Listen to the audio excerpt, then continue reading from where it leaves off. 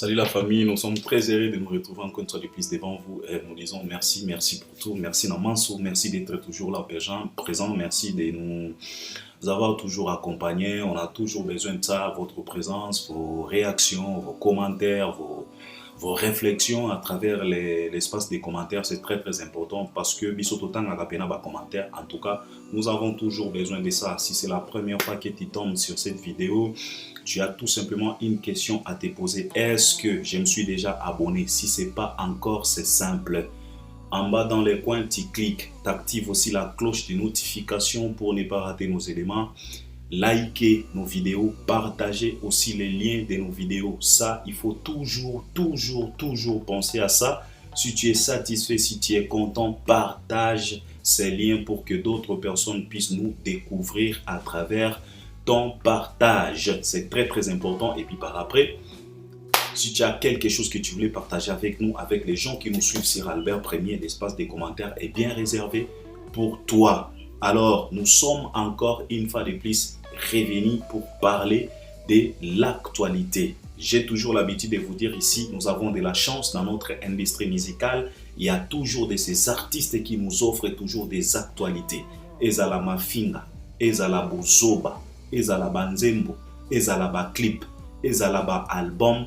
Tout ça, ça fait partie de l'actualité. En tout cas, dans l'industrie, nabiso ezala kapena pasi po olala nzala na manque d'actualité quand on a des artistes, des grossistes comme des Fally Ipupa, des détaillants comme des Seléo, tu vois, les distributeurs comme les Koffi Olomide, les Ferré, les Héritiers Watanabe et les autres. En tout cas, ezala pena rare pour tolala nzala pena na industrie na biso tozalaka toujours na makambo ko détailler na ba plateau na biso. C'est la raison pour laquelle aujourd'hui on m'a demandé quand même de parler na likambo oyo, likambo etali ba générique.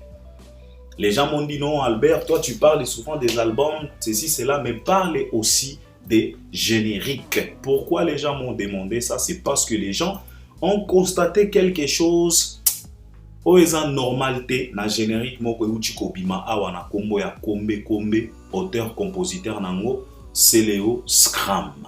En même temps générique wana et bimaki en même temps même jour na générique ya artiste et musicien Fally Ipupa Dicap la merveille oya euti kobimisa même album naye Formule 7, c'était les 16. Alors Seléo Scram comme d'habitude a diembela ki kaka na date wana parce qu'il fallait comme un souffle de vie naie, yépe atiaki générique naie. Alors, ba clip ebimaki parce que banzembo misusu ya album a Fally Arumba nanu ba clip ebimite à part trilogie oyo ebimaki avant, mais na banzembo mosusu clip oyo ebimi eza clip ya générique et c'est normal parce que souvent na ba album ou ya ba format ya ba rumba ezalaka bongo mingi ba artiste na biso balingaka ba présenter biso nanu ba générique banzembo ya kobina et puis par après banzembo rumba ba clip ya kobima après. Alors tomona ki Seléo a diembela ki mbala moko na date ya les 16 wana po yepe a lancé clip na kombe.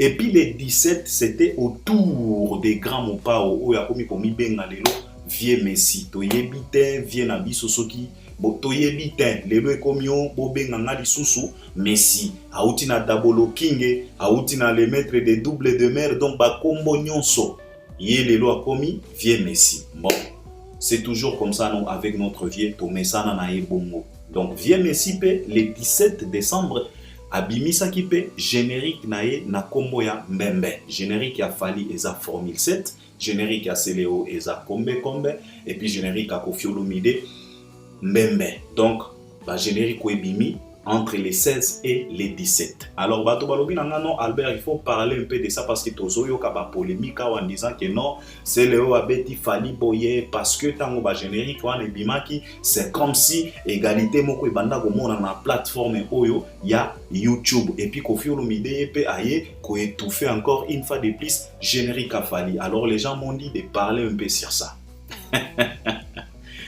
Vous savez mes chers frères, na kozwa pena ba temps et belete. Vous savez mes chers frères, dans la République démocratique du Congo, surtout dans la musique na biso, nzembo oyo ebengamaka na kombo ya générique zalaka parmi banzembo parce que générique pe zalaka nzembo parmi banzembo. C'est une chanson parmi tant d'autres chansons dans un album. Ou bien à Katia Maxi Single. Ezalaka pe nzembo. Mais nzembo wana ezalaka caractérisé par mabina, pas de danse, na ba cri. Obiso to bengaka ba cri. Donc, les animations exécutées ou bien exhibées par les phénomènes atalaku. Donc, les atalaku, les tchakou, les atalaku. C'est comme ça qu'on les surnomme. Bande konabiso wana o babwa kakabakri. Et puis, toyebi très bien que dans la République démocratique du Congo, toza na ba référence ebele ya ba atalaku. O bazala pena ba phénomène, ba tikala ba exemple, ba référence. Quand on parle de l'animation dans la chanson générique, malamoko ba komona bango eyaka. Par exemple, ba Tuna Mombafu. Par exemple, ba viena biso soki nono, si je ne me trompe pas, ya ba Zaiko wana.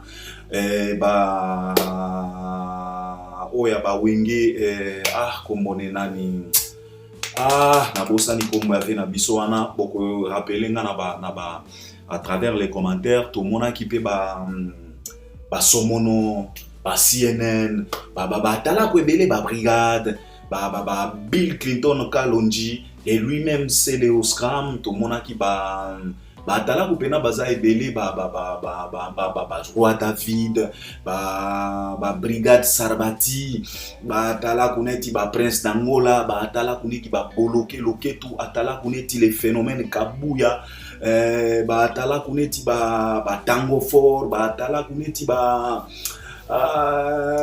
tala ku baza ebele toza na ba référence ebele parce que na musique na biso ezalaka toujours bongo na nzembo ya générique où ils ont caractérisé mingi par ba cri na ba danse na ba animation. En tout cas bande ko na biso wana bangonde basala ka pena musala malgré que mingi ya ba leader ya ba orchestre ya Congo bazalaka toujours na moi égoïsme wana ya koloba keno banzembo wana ya ba générique ezalaka pe ya bango et pourtant tu dis très bien que banzembo wana batu oyo ba exexaka pena musala oyo bazalaka pena na charge monene ezalaka nde ba atalaku. Je pense que il serait mieux bâti la kabango moi banzembo wana ba générique et komaka ya bango parce que bango ne malgré que OK intervention pe à leader et orchestre pe ezalaka très important. Par exemple na ba format oyo par exemple Fally asalaka ba générique nae c'est lui qui chante parce que Fally aujourd'hui a commis a changé. OK, nagoya volobelango. Donc, c'est toujours comme ça dans notre musique. Banzembo ba générique. Alors, ba générique est bimi. Ba lobi nangana lobela. Parce que moi, polémique, tout ça. Vous savez, mes chers frères, hein, cette chanson considérée comme générique, caractérisée par le pas des danses et les animations, les cris. Depuis la nuit de temps, cette chanson est bimi saka. Yango ba benga kango générique. Pona mabina. Et générique, pour ezala pena générique, ezala caractérisé par pas de danse d'abord et puis bakri, ou bien bakri et puis pas de danse. Depuis la nuit de temps, notre musique congolaise a été considérée comme une musique ndombolo à travers le monde. Partout en Afrique, partout cette musique a été considérée comme une musique ndombolo.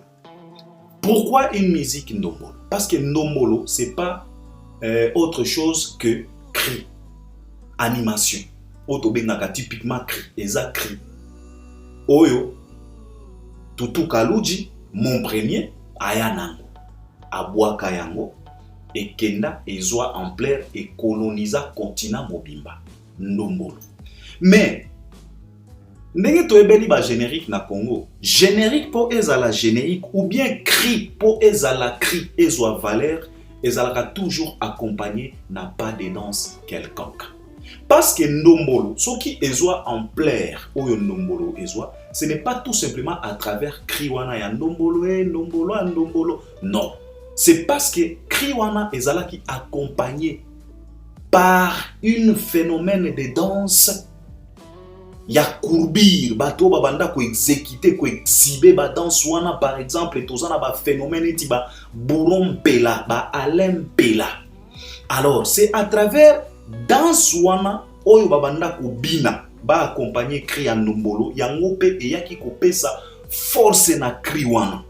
Et c'est toujours comme ça depuis la nuit temps na musique na biso.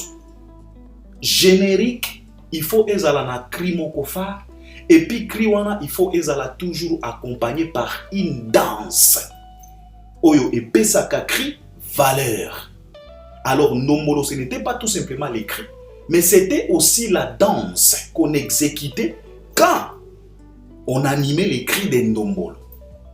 C'est ce qui a fait à ce que Kriwana ezalapena populaire et dominé. Et c'est toujours comme ça. Tozana par exemple ebele. Par exemple, ce qui toye na wingi. Krineti kitisela. Ale kitisela ya amata kali. Kriwana ezala accompagné aussi par une danse. Oyo ba Congolais ba linga, oyo ba ebele ba sepela nango. Jusqu'au jour d'aujourd'hui, par exemple, les King Fally Ipupa, Tilelo na 2022, ils dansent dans Swana ya Kitisela. Et ça fait vraiment du bien.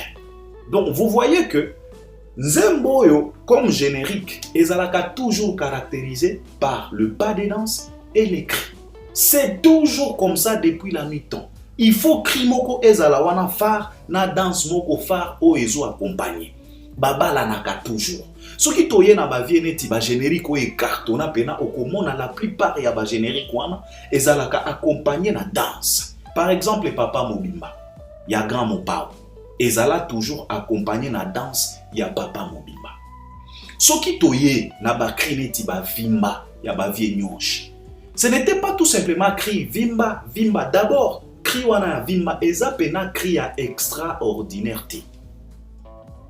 Ezaka cri moko simple, vimba vimba, mais oyo eyaki ko vimbisa cri wana ezwa pena ampleur ezwa valeur ezala ki danse oyo eyaki ko accompagner cri wana. Tango vienyo chazo beta et puis cri ezui valeur. Donc vous voyez que depuis la nuit temps, c'est la danse qui donnait de la valeur na ba cri na biso. Malgré ba cri ezalaki kitoko, parce que ata soko sali cri ya kitoko, soki eza accompagné na danse moko ya kitoko te, okomona cri wana ezalaka na ba succès moko éphémère, parce que danse eza te, elengi ya cri ezalaka nde danse, et elengi ya générique ezalaka nde cri na danse. C'est toujours comme ça depuis la nuit temps. Omoni eza ba exemple pena ebele awa soki to bandi bokomona que ba cri nyonso o ezala succès dans la République démocratique du Congo ezala qui accompagné na danse. Alors quand on parle de Céléoskram, de Fally et de Koffi Olomide, je vais d'abord commencer par Céléoskram. En tout cas, moko na bango aloba na biso que zoba akotika laka zoba ata soko sali ndenge nene. Et au jour d'aujourd'hui, on est en train de constater que effectivement zoba akotika laka zoba. Un bouffon restera toujours un bouffon, même si tu fais comment. Donc une chèvre restera toujours une chèvre, même si tu fais comment. Et c'est ce qu'on est en train de voir aujourd'hui. C'est tellement triste de voir les gens comme Céléo dans notre musique. Et ngana lobaka chanso bazalaka nango, c'est parce que ba vivaka na mboka moko boye on dirait poubelle ya bato maboma. Excusez de le dire, c'est notre pays, on l'aime bien les Congo. Mais parfois, les Congolais eux-mêmes, il faut apprendre, ou bien vous-même Congolais, il faut apprendre d'abord à respecter votre pays pour que le voisin puisse vous respecter en respectant aussi votre pays. Parce que c'est tellement compliqué. Tango bozo respecter mboka na binote. Donc Congo wana bokomi sango neti mwa poubelle moko boya bato maboma. Si tu veux faire du désordre, Congo. Soko linyo suba ata soko za na Londres, il faut oya ko subela na Congo. Soko linyo sala ba bêtise, il faut oya ka ko sala ngoka na Congo. C'est toujours comme ça. C'est avant-hier awa, Céléo nous a fait vraiment des bêtises oyo pena ba collègue na bango ou bien ba tia ba wenye pour na respect a komo na bango wana, il fallait ba reprocher. Mais batika ye parce que bango nyoso bazaka ndenge moko ba mona ke yango nde makambo. Et le mec, il s'est plongé dans ça, il a continué. Il a oublié que Céléo, c'est vraiment un atalako. Comme je viens de le dire ici, il y a mon quoi l'obagana biso awa. Oh, biso to binisa Congo.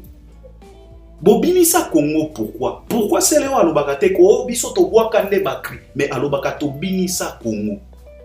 Ezaka o makamona uchi kolobana bino awa. Cri na kati ya générique, pour ezala pena cri, il faut ezala accompagner na pas de danse. Pour nani ni seleo alobaka to binisa Congo, c'est parce que cri na ya koimbiko ezala toujours accompagné par une danse oyo batu balinga basepela nango. Ko ko ko ko ko ko koimbiko. Allez, ma joie, c'est comme ok. Tilelo banzembo bimaka oko retrouver ba pas de danse wana.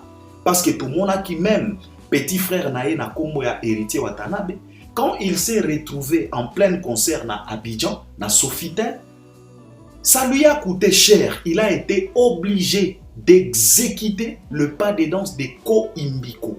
Même Ferrego là, souvent, quand il est emporté en dansant, souvent, sans le savoir, il tombe toujours dans le pas de danse wana ya Koimbiko. C'est toujours comme ça depuis la nuit des temps. Pour générique et à la générique, il faut d'abord cri. Cri wana ezala toujours accompagné na pas de danse. Ya monde salaka succès ya générique. Alors, Moutounet Tissé Léo aujourd'hui, moi ça me fait vraiment du mal. Vous savez, d'abord, depuis Inonsbi, je me posais la question de savoir pourquoi vouloir traiter ou bien maltraiter des animaux comme ça dans vos clips. Nana comprenne la penate. En tout cas, vous avez la chance parce que vous vivez dans un mboka moko poubelle. Excusez de le dire, mais c'est comme ça parce que trop c'est trop. Quand tu ne respectes pas ton pays, en tout cas, na évité ce qui n'a pas respecté à nous. Papa Congo est à poubelle. Moi, d'abord, je me pose la question, pourquoi cette maltraitance des animaux dans vos clips? Ba animaux o wana bandeke o bo maltraita kana ba clip na bino wana. Ba sala bino nini au fait? En réalité, bandeke wana bantaba soki o bo maltraitaka ba animal wana ou bien bandeke ces oiseaux là, ils vous ont fait quoi au juste? Chance bozala kanango c'est parce que bozaka na ba mboka moko boye. Soki bozala ki na ba mboko pena tolobaka au vrai sens du mot mboka. Nde bozwa ba sérieux problème na ba maltraitance ba animal o bosala kana ba clip na bino.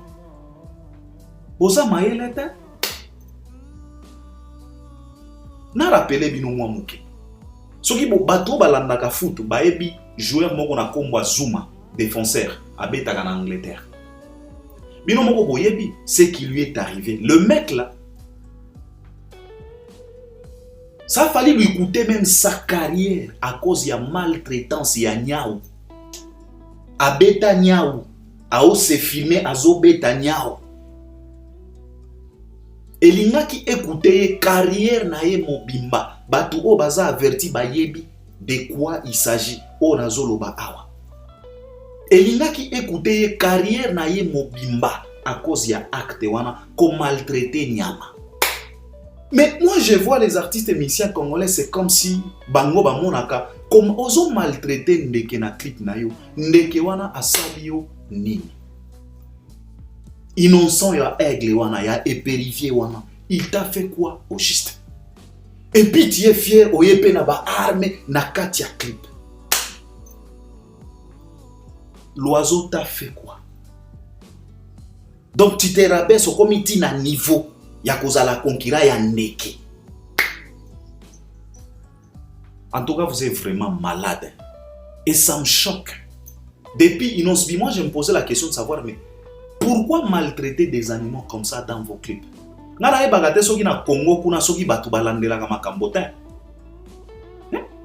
Batu ya boy, il faut ko kangaka bango, il faut ko fandisa e ko tuna ye. Tu as maltraité cet oiseau dans ton clip là. L'oiseau t'a fait quoi au juste? Il faut protéger la nature. Il faut protéger la nature. Ndeke wana asali yo nini? Pour maltraiter ye na nzembo na yo.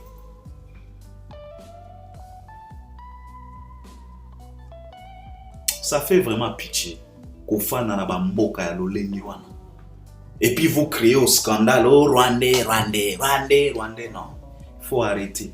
Il faut arrêter vos bêtises. Il faut apprendre à valoriser. Il faut qu'on ait une personnalité. Il faut qu'on garde une valeur. C'est Léo. Papa, ndeke wana tika est tranquille. So que vous avez un problème na fali, fali azawana papa. Falaza wana lelo na kanisa kiti déjà Côte d'Ivoire. Auti ko buka Lomé, abuka ki Togo. Omoni auti ko beta na Washington DC. Papa, yope lukata mboka moko na Kisasa kendo beta. Tika ndeke afana na kimia. Ne maltraite pas les animaux. Ndeke wana za concurrent na yota. Bozalaka pena ba senzien, excusez de le dire, mais c'est honteux, ça fait mal. Vous maltraitez des animaux comme ça dans vos clips, en plein midi. Bozalaka na chance na ba mboko bo fan na gano ndire mboka mondire poubelle bato maboma. Nde ba chance o bozalaka nango, sinon ba mboka misusu nde ba kanga bino. Ça fait longtemps que bo kangama. Naba amande ebele, tu n'as pas le droit de maltraiter un animal comme ça. Il t'a fait quoi? Okangie basinga, okomi. Ça fait quoi? Pourquoi, Neko? Oza atalaku. Yo moko lobakao nana binisa Congo. Mais moi je me pose d'abord la question parce que na yo ki ba senzi misusu ba bouffon zo ba kotika la ka zo ba générique aseleo ebeti afali générique aseleo seleo un atalaku qui nous répète toujours à chaque fois qu'il y a un binisa Congo. Je vous pose d'abord la question. So ki yo obimi na mwasi na yo, boke feti, boke kobina, batie générique asele wana, okobina mondenge. Bolo bananga na vérité. Pas de danse nini oboko ki kobina. Soyons quand même sérieux. C'est honteux de voir un atalaku oyo a évolué auprès ya Wera Son. Grand prêtre ya ba générique, grand prêtre ya ba danse, azo sale la ba mankambo boy. Donc azo comprendre te générique pour ebenga ma générique ba ingrédients ezalaka nini. Et tout ça à cause de quoi? La jalousie lui a rendu tellement aveugle, le mec ne se retrouve même pas. Il a même oublié ba ingrédients. Oyo esengaka pour générique ezala pena générique pour ebinisa. Toza déjà en décembre. Aujourd'hui nous sommes déjà le 20 décembre. Lobi awa ba fête. Au lieu de se tenir debout, de penser comment est-ce que je vais faire danser les gens pendant les fêtes, mais yo tu te lances dans makambo moko ba papa tuna inosbi. Aboma bandeke ebele esukela endengeni. En tout cas zoba za pena zoba vraiment. Zoba ne changera pas. Oyo Alpha Blonde na loba na biso, ce n'est que les imbéciles qui ne changent pas. Bon, excusez to banda ko traiter bino parce que ba mo o ndezo mérité na bino. Vous êtes vraiment des cons, des imbéciles qui ne changent pas. Au lieu de penser comment je vais faire na lukata moi danse, na lukata moi crimoko ya bi pour batuba bina. Oza na terrain, oza na chance parce que Robino Mundibu yobe na e simbi pena te e binisi pena te terrain eza vide na makambo ba générique. Au lieu de penser ndenge no koki ko sala po batu ba bina, tu te lances na ba bêtise moko ezanga motu na makolo. Toi tu penses que c'est tu es le premier à faire des choses comme ça? Pose la question à Inosbi. En tout cas, vous êtes tellement des malades. Atala kumobima ok ko sala ba générique à l'olengi wana. Dans ces athées, cria malonga ezate. Et puis on l'igno comparé générique na on a Fally Ipupa. C'est tellement triste. C'est tellement triste de voir un atalaku comme ça. Oh ya tout à katolo tous les jours qui na binisa Congo. Au binisa Congo bien sûr à travers Koimbiko. Koimbiko ezala qui crie à makasi, ezala qui accompagné na pas de danse moko ya makasi. Ti lelo pas de danse à Koimbiko et beta ma quand même na ba fête. Ti lelo pense au moins à ça. Tu ne peux pas penser à ça parce que tu es aveuglé na haine, na complexe d'infériorité. Complexe d'infériorité. Donc, aux hommes na réalité à makambote, tu es aveuglé par la jalousie et la haine, na complexe. Et sangisi, basalelio pena cocktail, il y a jalousie, haine, complexe, jalousie, donc kindoki, babwa, c'est grave, c'est tellement triste. Et puis bolingi siko musique na biso eke liboso. Bino nde bato ya liboso bolekaka na ba plateau. Oh Monica la ndombolo, mutu nyonso abina. Et aujourd'hui, tosuka wapi bino ba tala kuboza chargé ya robinisa bato tala biloko bozo binisa la biso maltraiter des animaux dans vos clips. Pourquoi? Ndeke wana sali oni. En tout cas, vous êtes vraiment des zoba pena, ou fala lo baga pena, zoba kotika la pena, zoba. Et c'est tellement malheureux. C'est tellement malheureux. Et les lotos souki wapi. Yo mutoya ki na course les 16. Les loy. Clip nous en a pris des 100 000. Bato bae kota la par curiosité. Mais Fali on a plus de 800 000 dans 3 jours. Plus de 800 000 s'il vous plaît. Générique. Plus de 800 000 dans 3 jours. Lobby kuna 1 million de vies. Yo sikoyo. Parce que tout le monde qui t'a dit, oh, awa 5 000, awa 5 na ba senzi, o ba ningono ba senzi, bazo postele biso. Et match ezo kende bien. Et au jour d'aujourd'hui, match ezo kende bien kaka. Papa, tu n'es pas le premier à faire ça. Tu peux poser la question à Inosbi. Pourquoi les gens ne changent pas? Vous avez des exemples à suivre, mais vous avez changé kakate.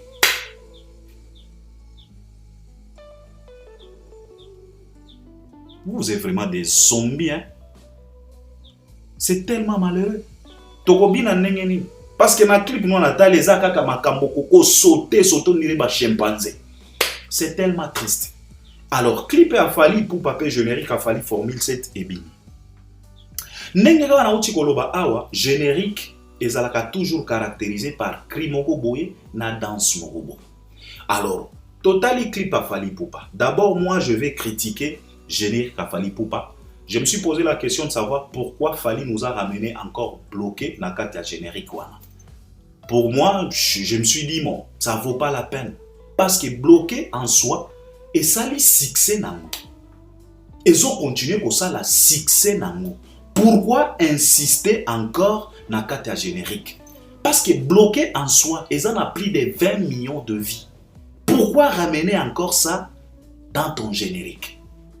J'ai pas compris philosophie. Générique est 8 minutes, il n'y a pas mbakaka. Pour la séance, il y a bloqué.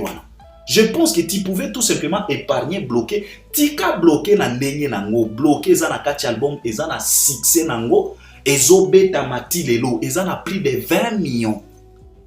Moi, je me suis posé la question, pourquoi nous ramener encore bloqué na kati générique? Il fallait longolango générique éthique à la taille à 6 minutes à Bamba. Batango for na Jésus o ndekona biso mosusu na boloke ba beti pena ba criminel ba betu. Ata 5-6 minutes, ça va. Au lieu de ramener les biso encore bloqués, non. Si tu avais quand même, parce que au jour d'aujourd'hui, on a constaté que Fali c'est un amoureux à danse, il y a Mopacho quoi. Donc c'est vraiment un amoureux malgré que qu'on maîtrisait pas de danse, on a un peu moins difficile, moins difficulté, mais quand même fallait moins faible, pas à danse. Bon, je pense peut-être à moi quand ça qui bloqué pour exécuter pas de danse parce que ça qui na bande on a biso ya Congo Brazza, Tidiane soki Tidiane na mosusuana, mais en tout cas, moi je me suis posé la question de savoir pourquoi nous ramener encore bloqué. Bloqué ça bloqué tika bloqué na ndenge nango bloqué zo ça la succès na ndenge nango et ko ça la ligne encore une fois de plus na générique wana. En tout cas moi je n'étais pas fanatique il y a idée wana. Alors batu balobi que non Fali monotonie mais on est fatigué na makamba ba monotonie. Vous savez Fali c'est Fali, ça c'est Fali générique wana ndeko moko lobi na Albert est-ce que tali générique à Fali, est-ce que comment tu trouves ça? Je lui ai dit mec je trouve du Fali et ça n'a pas commencé aujourd'hui. Au moni, la séquence au côté ça va bloquer, mais il y a Fali, c'est toujours comme ça. Parce que, ce qui faut se rappeler, par exemple, le générique à droit chemin. Fala côté ça peut séquence mogo ya malembe na kati ya générique wana. Générique e banda ko bandaga na ba speed pa et kobi na ta mogo boy to yo kakaka. Badia manyoko na kanta tanta. Na go boye. Yende ya tanta. C'est toujours comme ça avec Fali Poupa. Waneza pena falinisation, c'est sa façon de faire. Sauf que na formule 7 na tikali comme na nécessité te ya kozongi c'est la biso encore une fois de plus bloqué parce que la chanson en soi ezo cartonné na ndenge nango.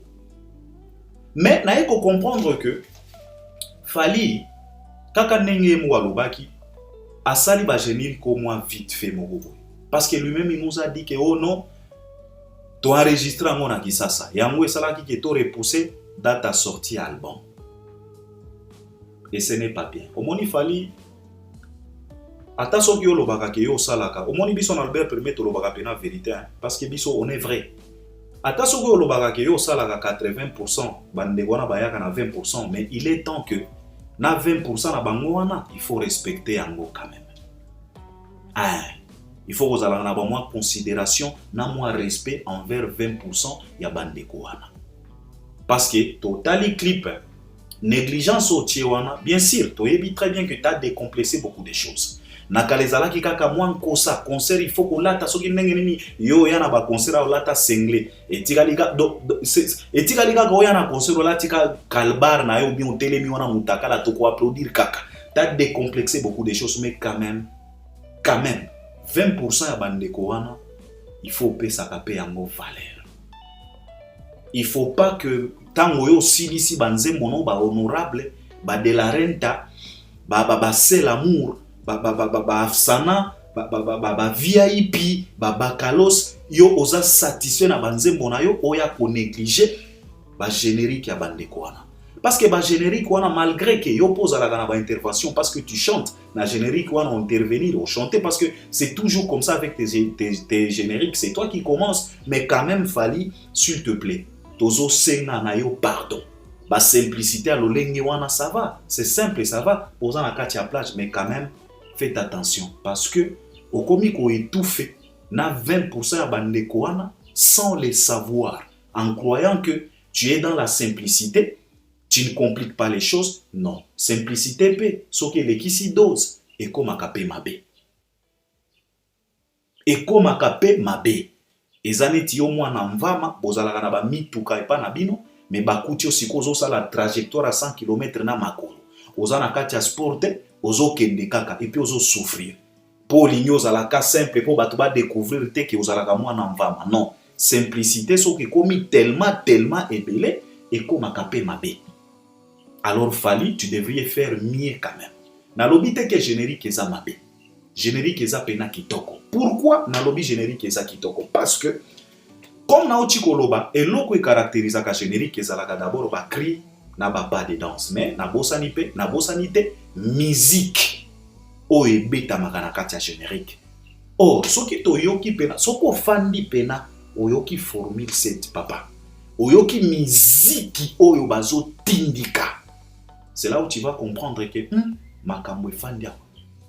Générique wana eza kitoko et betani pena kitoko na ba norme guitare pena sentir pena guitare pena ba kotisi pena bad na kata générique donc sentir pena ba beti yango musique pena ezo bima kuna en tout cas moyeta tellement kitoko. Alors ndenge na uti koloba awa générique ezalaka toujours caractérisé na moi crime boboye na moi pas de danse. Or philosophie wana tozo retrouver yango na générique a Fally Ipupa. Parce que générique wana ba beti ba danse moko simple. Neti cria boloke bolobatele donc simple. Omoni ba danse wana ozo beta simple sans problème. Et puis tu es la paolo standard o ba obenga Jessie. Azo beta danse na wana donc danse moko simple na cri na wana donc ozo benda pena otomona ki petite sœur na biso Jenny donc azo benda pena donc tellement kitoko ya kosakana te. Mais na kati ya générique wana je pense que cri oyo soki batie pena mayeli a booster pena générique wana je pense que cri wana na danse wana ekobina ma fort na ba feti. Eza cri ya fula mon pepe. Omoni que cri wana eza kitoko mais eza accompagné na pas de danse moko ya kitoko. Quand je vois Emmanuel Macron nengazo exécuter exhiber danse wana je me suis dit waouh. En tout cas kitoko moko ya kosakana te. Ça fait du bien tango Emmanuel azobima azoya donc azo et puis to moni petite sœur na biso moko bazo exécutango kitoko petite sœur wana en tout cas vient à biso oyo azalaka chargé à encadrer bana basi ba encadrer petite sœur wana parce que azana taille ya bien loketo moko kitoko oyo ezangika ezaka misuni nzoto evimba mwa muke Akoma munene tout avimbaka moi muke santé et à moi apparence. En tout cas petite sœur wana je pense que à cause la parmi ba meilleure danseuse il y a batu o ba accompagner ka Fally Ipupa parce que Fally Ipupa azalaka pena ba danseuse moko kitoko moni ba sœur moko ya bien sans problème bazalaka pena bien calme et tranquille ko mona ba makelele te. Je pense que soki ba petite sœur wana bazui encadrement kitoko en tout cas e kozala pena kitoko makasi. Bon moni ke na générique a Fally ezana ba cri wana fula mo pepe. Je pense que soki boloké tango for ba pousser encore une fois de plus cri na bango wana n'a pas de danse wana ya fula mo pepe. Je pense que générique wana batu bakobi nango a bonne année. C'est de ça qu'il s'agit. Générique, il faut ezala bomo parce que soko koti par exemple na boîte batie générique a Fally okobina parce que ba cri eza ba pas de danse ça eza générique honnête générique a sele bo lo bananga ta na ba commentaire okobina danse nini parce que to moni kuna eza kaka ba karaté ko pumbwa ko donc maka na yebita pema na pema oh Fally et pourtant Fally lui na ba générique na a expliqué biso déjà que non biso toya na plein caisse donc malembe papa parce que Fally un jour on lui a posé la question de savoir comment tu fais toi tes génériques. Fally avait expliqué, je pense que chez Popol Fally loba ke kalezaki ba générique koyoka et alors tu te poses la question tango bato baza na boîte de bakobina ndengene. Et c'est la raison pour laquelle Fabregas, il s'est compliqué lui-même dans les génériques. Parce qu'au monde générique n'est Yamado. Kriwana, Yamado, on a ouchi kolobana bino awa. Générique ezalaka toujours caractérisé na cri accompagné na danse. Yamado pour esa la succès, c'est parce que Kriwana ezalaki toujours accompagné na pas de danse oyo batu ba sepela nango. Yamado, Yamado. Ce n'était pas tout simplement cri ou bien animation wana, non. Ezalaki accompagné n'a pas de danse. Alors Fally avait expliqué en disant que maintenant quand tu fais générique il y a ndenge wana si on a boîte de nuit comment est-ce que les gens vont danser? C'est la raison pour laquelle biso toya na plein caisse. Malembe. Personne ne va pas mourir. Il faut danser malembe sans problème. Talaneti fula mon pépé. Mon pépé. Mon pépé. Mon fula mon pépé. Mon peuple. Donc, dans Swana, je te dis, na Emmanuel Macron, n'engazo exhibé. Na petite sœur na biso na lobby en tout cas, ce qui bâtit pena force na générique oyo. Dans soyo, et ko bina ma fort. Alors ça c'est Fally Ipupa. Regret nanga ezaka côté on a lobby na bino. J'ai pas compris pourquoi ramener encore bloqué na katia générique wana. Pour ezwa 8 minutes, générique elinga ki ezwa ta 6 minutes. C'était bien. Et puis regret mon sous ça ka simplicité Fally vraiment yo pe ataba simplicité ango pe na ka moi kilo toana na t-shirt toyebi kilo toana ezo coûter cher. Toyebi très bien t-shirt toana ezo coûter cher mais quand même Fally pardon. Et bah mon sous pardonna kabiso. Voilà simplicité pe so ke leki makasi Eko makamabe, un peu du respect na 20% parce que bande ko na basali musala. Il faut qu'on valorise la bango, il faut qu'on sale la bango pe makambo bien. Hein? Faut pas qu'on sale là parce que na comprendre que bosali ango vite fait. Ndenge kaka bozala ki na braza kuna ndembala moko parce que to mona ki ba vidéo tango bozo sala ba tournage ba clip wana. Ndeka bokenda ki kuna na braza kuna ndembala moko bo profiter bo lo to sala ka clip mais je pense que Fally zongi sa biso na ba clip pe no banda ko sala kala. Bas l'air is back comment ni clip pena préparation mon quoi kitoko neti ba clip ya ba libre parcours wana un clip moko maman fouengante hein fouengante donc pardon limbi sabiso mais dans l'ensemble générique eza pena kitoko soko yoki musique soko yoki ba clip et puis ba pas de danse en tout cas c'est quelque chose à féliciter eza pena kitoko et puis aujourd'hui nous félicitons Fally parce que générique wana est commis déjà à plus de 800 000 défis sur YouTube. Donc je pense que dans 4, 5 ou 6 jours, générique wana et Gobet a déjà 1 million de vues sur YouTube. Donc ça c'était Fally Ipupa. Koffi Olomide avec clip nae Mbembe. On retrouve que dit Koffi, nous savions tous très bien que ça fait quand même un moment Koffi s'est lancé dans Makambwa qui a talako. En tout cas, depuis que Kofi a ça la selfie et Simba, en tout cas Kofi, à côté na makambo qui atala kwe. Aye ko ça encore une fois de plus papa mobimba yango pe simbi donc Kofi na yebite. Et puis ça fait quand même un moment ba générique ebelé à grand mopao et banda ko simba te parce que lui-même s'est vraiment lancé na makambo qui atala mais na mbembe oyo tu retrouver quand même moi bilingi ya ba générique na eneti ba skol sui soki bosse rappelé na ba générique oyo ya ba sui wana skol oto yoka ki mokusa mboa bazo boa kana na animateur moko mwana mwasi ba boa kaki wana na skol wana sui donc soko yoki mbembe ndenge bandi donc mbala moko na kanisa ki générique wana et c'est quelque chose quand même de bien et nous félicitons quand même Kofi parce que dans l'album na légende de Kofi il a voulu quand même nous ramener donc cela veut dire que yepe ayoka kaba critique parce que les gens crier au scandale oh vraiment Kofi Olomide yo et komika ka Cindy en tout cas zongi c'est la biso ba quartier latin ya kala je pense que Mopao yoka ki batu et na remarqué ango na album légende vraiment intervention à bana mibali et zapena au rendez-vous parce que tu retrouves ango même na générique Mbembe parce que to moni ndeko moko abwa ki wana et puis Kofi et puis asali ba intervention na ye et puis tango natali clip wana déjà miniature nango soko tali yango mbala moko komona eloko oyo ya fali donc na clip ya Mbembe wana donc komona que non vieux Mopao abetaki moi coup d'œil côté kuna chose qui n'est pas mauvais parce que tokopiaka toujours makambo kitoko eloko eza bien yango nde bakopiaka.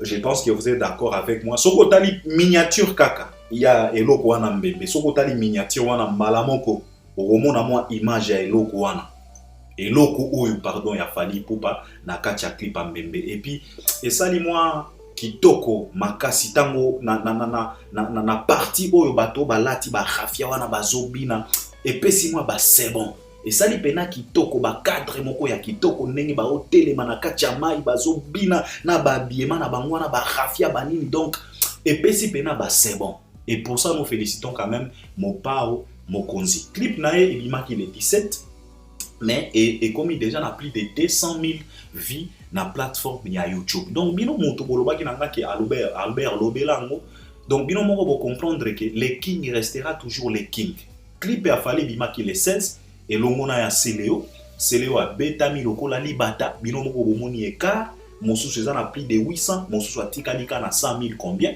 Kofi Olomide yepe ayaki le 17 po akota kana bitumba ye moko se retrouver na kati ya frappe moko ya nenga kosakana te parce que ye azaka na plus de 200 000 mais Fally vitesse on a lobaka toujours que soko lingo ça la course na Fally il faut vérifier d'abord tes carburants il faut ça la pena full tank ya carburant na yo parce que ezalaka blague te a vitesse à TGV soko sali mabe soko tali bien te moteur e ko péter et il faut ça la peine full tank ya carburant soko miche na course na Fally il faut vérifier d'abord tes arrières là il faut que tala est-ce que moteur est en bon état est-ce que ba wheel est na kati ya moteur est-ce que essence est à full est-ce que ba pièce de rechange to soigner mutuka parce que soko tali bien te papa oko péter moteur e ko péter bino moko bozomona na ba générique misatu o euti kobima donc Dicap la merveille il est toujours au top donc a beti bango kao debout donc même générique kitoko to retrouver Mopao na biso ba danse na ekaka ba façon ya kosalela ba clip donc eloko moko ya extraordinaire ezawana te oto kokikoloba ke wow non sauf que ngana sepeli kaka na ndenge bato balati ba rafia wana ndenge baza ebele bazobina esalinga bien makasi et puis na sepeli na moi pas de danse moko boye bazobina bazo beta boye puis ba tourner makasi ba eza pena kitoko pena kitoko wana et puis en tout cas eza générique moko kitoko bem donc tu retrouver pena Kofi Olomide yango na lobi ke soko landi générique ya Mbembe oko mona mbala moko générique na ya skol ya sui oyo ba penser à Sibembo bazalaki ba etazoma bazalaki nano trop jeune en tout cas oko retrouver bilengi wana ya sui na kati ya générique ya Mbembe donc un générique moko kitoko c'est Kofi Phil ya koya ko consommer générique wana et puis batia pena ba force ba pousser ba booster ba tika ba longwana ba distraction ya ba polémique ezanga tina ba booster parce que l'album devient en tout cas banda ebima c'est comme si album ekota déjà na flop et ce n'est pas bien mais au moment na batuneti ba blana olie ba ya kolobela générique na bango album na bango minduki na bango kaka et pas fali mais c'est normal parce que Anne Albert premier ndenga na bimisa eloko ya koloba ke fali aza centre d'intérêt à musique na biso et bima awa na loba yango depuis kala lelo batu ba comprena ke kombo ya fali pena yomo donc ça la choix ya ko salela yango soko saleli yango na ndenga mabe yomo ko se retrouver soko saleli yango na ndenga bien yomo ko se retrouver donc c'est toujours comme ça mais je pense que j'espère que nalingaki pena batu ya Kofi ba se concentrer mingi na album ya vie parce que album wana tozela yango pena pendant longtemps via lobela yango tellement makasi mais on a comme l'impression album ezo na ebite peut-être ngande mutu na on s'est trompé mais je pense que ce qui te comparé à mon formule cette papa il y a pas match donc c'est ça ce que je voulais partager avec Bino concernant ba générique ou ebimi. Je pense que Bino pe boza ba arbitre, Bino moko bozo mona sur terrain. Nani azo ménager falaza pena likolo makasi. Donc il faut accepter l'homme à son époque. Ça ne sert à rien ya koya na ba tembe o ezanga mutu na makolo. Je pense que na ba générique ou chikobima, c'est les kings qui frappent fort. C'est seulement Fali oyo a frappé fort mais to critiquer pe générique na parce que donc c'est toujours comme ça. Bisson Albert premier tolobaka vraiment vérité. Je pense que je dois m'arrêter par là. Bino pe bogoya ko réagir à travers les commentaires. Donc on est ensemble vraiment à la prochaine. Merci beaucoup.